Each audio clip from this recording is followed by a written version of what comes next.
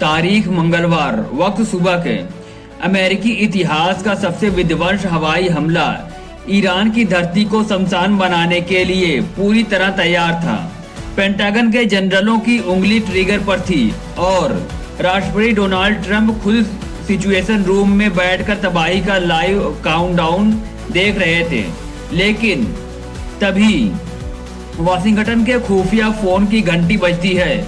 Line पर कोई अमेरिकी जनरल नहीं बल्कि सऊदी अरब के क्राउन प्रिंस मोहम्मद बिन सलमान और यूएई के अमीर थे, जिन्होंने ट्रंप को एक ऐसी अपील की जिसने पूरी दुनिया को तीसरे विश्व युद्ध के मुहाने से खींच लिया। क्या ट्रंप वाकई मान गए हैं या फिर ईरान को पूरी तरह मिटाने के लिए या सिर्फ 24 घंटे की मोहलत है? जी हाँ, यह कोई कोरी अफवाह नहीं बल्कि अंतर्राष्ट्रीय मीडिया की सबसे बड़ी हेडलाइन है। अल जजीरा और वॉल स्ट्रीट जर्नल की सीक्रेट रिपोर्ट के मुताबिक राष्ट्रपति ट्रंप ने खुद अपने ट्रूथ सोशल हैंडल पर यह कबूल किया है कि अमेरिकी सेना मंगलवार को ईरान पर एक बेहद भयानक और बड़े पैमाने पर हमला करने वाली थी। इस ऑपरेशन का ब्लूप्रिंट बिल्कुल तैयार था, मगर आखिरी लम्हों में खाड़ी देशों यानी कतर, सऊदी अरब और यूनाइटेड अरब अमीरात के नेताओं ने सीधे ट्रंप से संपर्क किया। इन अरब देशों ने ट्रंप से गुजारिश की कि डिप्लोमेसी यानी कूटनीति को एक आखिरी मौका दिया जाना चाहिए। ट्रंप ने अपने पोस्ट में लिखा है कि वो इन नेताओं को महान लीडर्स और अपना सच्चा सहयोगी मानते हैं, इसलिए उनकी इज्जत रखते हुए उन्होंने अपने युद्ध मंत्री पीट हेगसेथ और जॉइंट चीफ्स के चेयरमैन जनरल डैन केन को आदेश दिया है कि मंगलवार को होने वाले इस हमले को तुरंत रोक दिया जाए। लेकिन दोस्तों, ट्रंप कोई ऐसे नेता नहीं है जो बिना किसी बड़ी शर्त के मान जाए।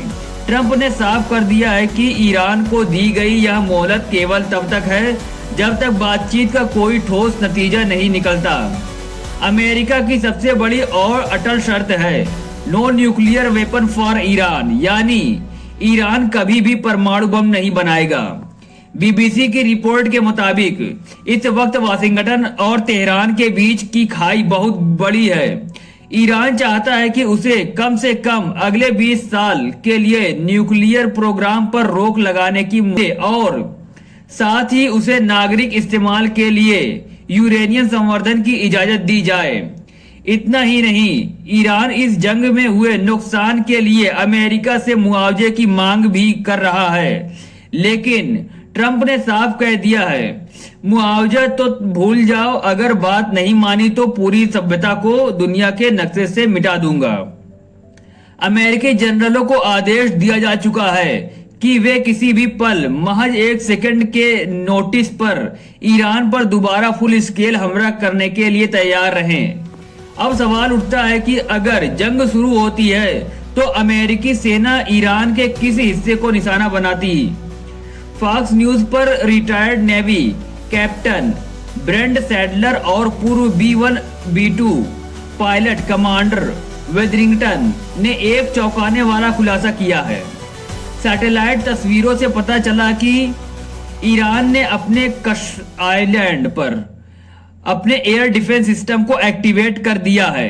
यह टापू दुनिया के सबसे बड़े तेल supplier route strait of Hormuz के बिल्कुल मुहाने पर एक्सपर्ट के मुताबिक अमेरिकी वायुसेना और नौसेना का मुख्य टारगेट ईरान के बड़े तेल कुएं नहीं बल्कि ईरान की रेवोल्यूशनरी गार्ड मतलब कि IRGC की वो मच्छर सेना है जो छोटी छोटी मोटर बोट्स, ड्रोन और बैलिस्टिक मिसाइलों के दम पर अंतर्राष्ट्रीय जहाजों को बंधक बनाती है।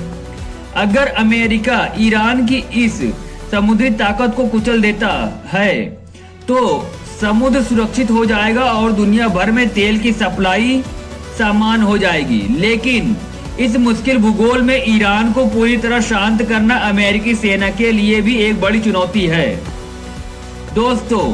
लेकिन इस पूरी जियोपॉलिटिकल जंग का एक दूसरा पहलू भी है जो सीधे अमेरिका की घरेलू राजनीति से जुड़ा है।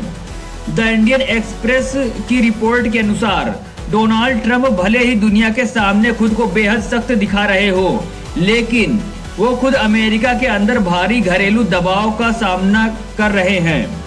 मार्च की शुरुआत से चल रही इस जंग की वजह से अमेरिका में महंगाई आसमान छू रही है। हर बार जब कोई अमेरिकी नागरिक अपनी कार में पेट्रोल भरवाने जाता है तो उसकी जेब ढीली हो जाती है।